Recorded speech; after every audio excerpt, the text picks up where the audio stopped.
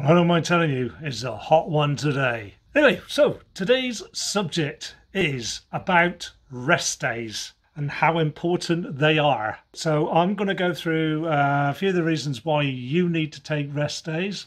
All right. I must admit, I do incorporate them into my training. They are just as important as the exercise itself. In fact, a successful fitness regimen isn't complete without rest days. Taking regular breaks allows your body to recover and repair. It's a critical part of the progress even, regardless of your fitness level or sport. Skipping rest days can lead to overtraining or burnout. So let's go through a few of those things, why rest days are important. Please support my channel. If you could give that like button, that thumbs up button, a like. So what do rest days do? Well, number one, it allows time for recovery. Contrary to popular belief, a rest day isn't about lazing on the couch. Coach? What is wrong with me today? Couch. Although who doesn't love that? It's during this time that the beneficial effects of exercise take place. Specifically, rest is essential for muscle growth. And who doesn't want that? Exercise creates microscopic tears in your muscle tissue, but during rest, cells called fibroblasts, I had to read that, fibroblasts repair it. This helps the tissue heal and grow, resulting in stronger muscles. Number two, prevents muscle fatigue. Rest is necessary for avoiding exercise-induced fatigue. Exercise depletes your muscles' glycogen level. If these stores aren't replaced, you'll experience muscle fatigue and soreness. Your muscles need glycogen to function, even when you're not working out. By getting adequate rest, you'll prevent fatigue by letting your glycogen stores refill. And number three, reduces the risk of injury. Who wants to be injured? Nobody, unless you're a bit strange. Regular rest is essential for staying safe during exercise. When your body is overworked, you'll be more likely to fall out of form, drop a weight, or take the wrong step, or who knows. Overtraining also exposes your muscles to repetitive stresses and strains. This increases the risk of overuse injuries, forcing you to take more rest days than you planned. Number four, it improves performance, and who doesn't want to perform better? When you don't get enough rest, it can be hard to do your normal routine, let alone challenge yourself. Comfort kills, eh, majors? For example, you may be less motivated to do an extra rep or run an extra mile, even if you push yourself. Overtraining decreases your performance. You may experience reduced endurance, slow reaction times, and poor agility. None of them are any good, are they? Rest has the opposite effect. It increases energy and prevents fatigue, which prepares your body for consistently successful workouts. It supports healthy sleep. While regular exercise can improve your sleep, taking rest days is also helpful. Physical activity increases energy-boosting hormones like cortisol and adrenaline. Constant exercise, however, overproduces these hormones.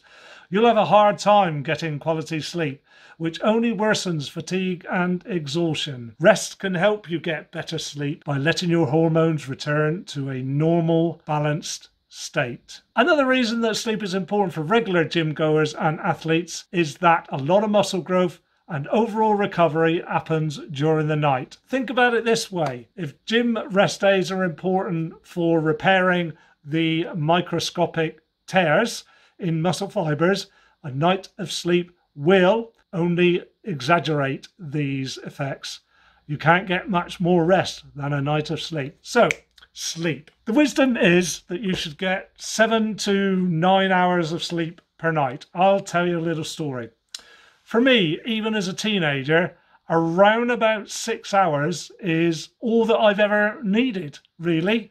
On the odd occasion, I go longer, but for me, 6-ish hours. But for the vast majority of people, I appreciate that between 7 and 9 hours is the optimum that they need. So how do you do rest days right? The ideal rest day looks different for each person. It depends on the intensity and the frequency of your normal routine, along with your lifestyle outside of exercise.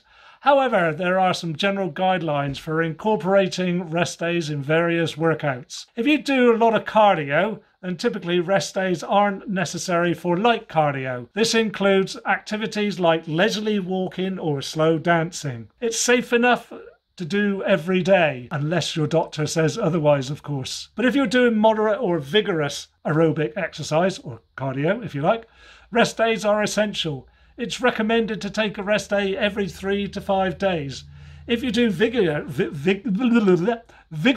cardio, you'll want to take more frequent rest days. You can also have an active rest day by doing a light workout like gentle stretching, which is good. Okay, and now bodybuilding. Now, I'm not really what you call a bodybuilder, but I do a lot of resistance training to build muscle. So bodybuilding or weight training incorporates rest days by rotating the muscles work. That's what I do. My normal routine is a split routine, and it goes push, press, legs, pull. So, and in between I might do some cardio. It might be just 15 minutes on the rower and I don't go fast or anything like that, or it might be 10 minutes on a treadmill or whatever. It doesn't matter. But the basics is that I do rest my muscles, muscle groups in between. So after exercising a specific muscle group, let it rest for 1 or 2 days, what I've just explained. This gives your muscles a chance to repair and heal. On the other days, train different muscles. Exactly what I just said. Be sure to work opposing muscles to keep your body balanced. So you can do what I've just explained that I do, which works perfectly well for me, and it may work for you, but you may have your own routine. So if you're tried exercising with DOMS, or the delayed onset of muscle soreness, yes, I think we've all done that. If so, you know exactly what we mean. Not only do rest days allow this feeling to go away, but they also take away the added strain that DOMS and muscle fatigue place upon the body. If you've ever exercised with DOMS, you'll probably know that some of the most basic movements become almost impossible to push through. You can't get up the stairs, you can't walk, you can't sit down. Ouch! Everything hurts. This fat is dangerous as well as inconvenient, as you run the risk of either exposing your body to repetitive strain injuries or worse, dropping a weight or piece of gym equipment on yourself. It's bad enough not feeling as though you've been able to perform at your best, but sustaining a potentially serious injury will set you back much further than a rest day in the long run. Another thing to note is your form during workouts can be compromised when you have sore muscles. It doesn't take an expert to know that when you let your form slip, especially during a free weights exercise, things can turn out for the worse in a matter of seconds. As well as the previously mentioned injuries caused by skipping rest days between workouts, there's another type of injury that is prevalent in those that choose to do so. This is called overtraining syndrome, and it was quoted by a Jeffrey B. Crerar in his study on overtraining, which is up here now. So symptoms of OTS, or overtraining symptom, are multi-system and result from underlying hormonal, immunologic, neurologic and psychologic disturbances in response to excessive exercise without adequate rest. So this gives us an insight into how much damage overtraining can do.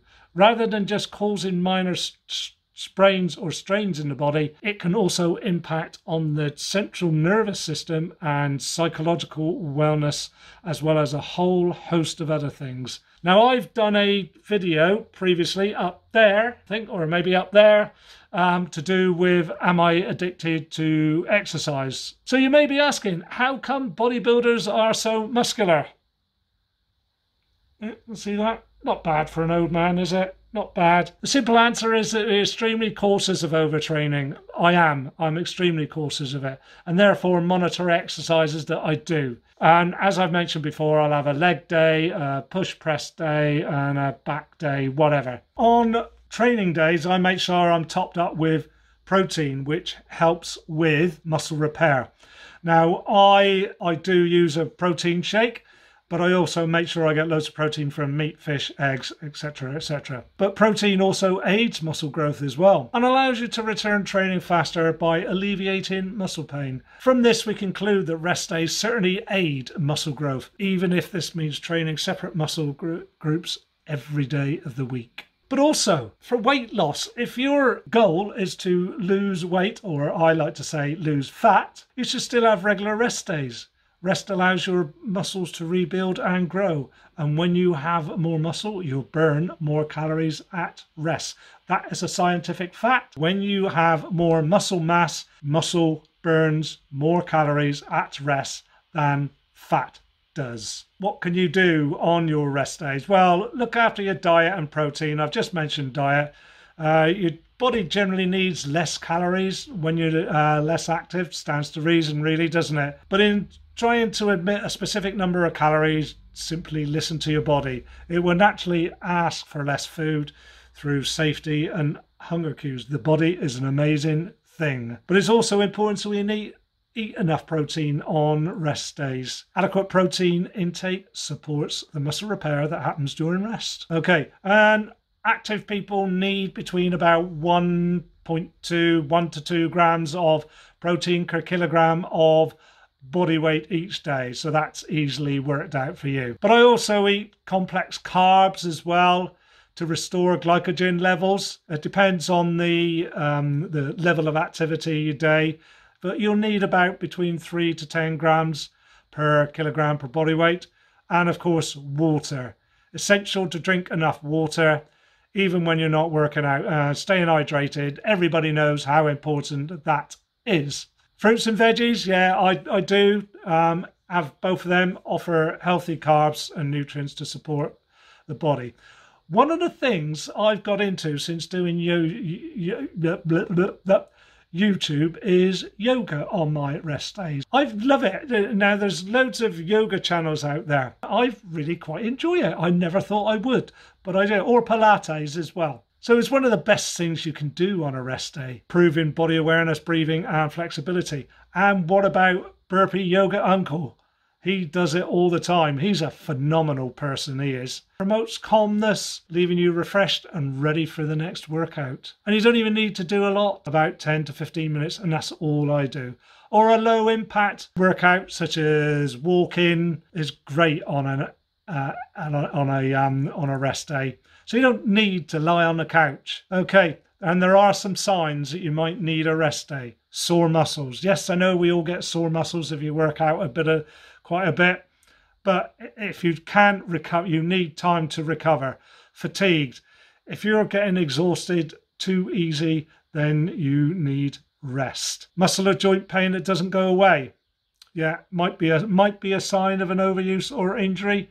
Emotional changes. When you're physically burnt out, hormones like serotonin and cortisol become imbalanced. This can cause changes like irritability, crankiness, and mood swings. Sleep, we've already been through sleep, and there's that cortisol and adrenaline can make it hard to get quality sleep. Reduced performance. So if your routine feels difficult, then it may well be that you need to take a rest day. So that's it. So quite long, but I hope you've enjoyed that and got something out of it. Comment below, how many rest days a week do you do? I normally take about 2, maybe, certainly definitely 1, where I do nothing but just walking. But I try to take 2 rest days a week, but even on training days, they're not always high intensity. So comment below, let me know how many you do. Please like, subscribe and share, because we all need rest. Okay, I love making these videos, even though they do take a long time to research. I will see you again soon.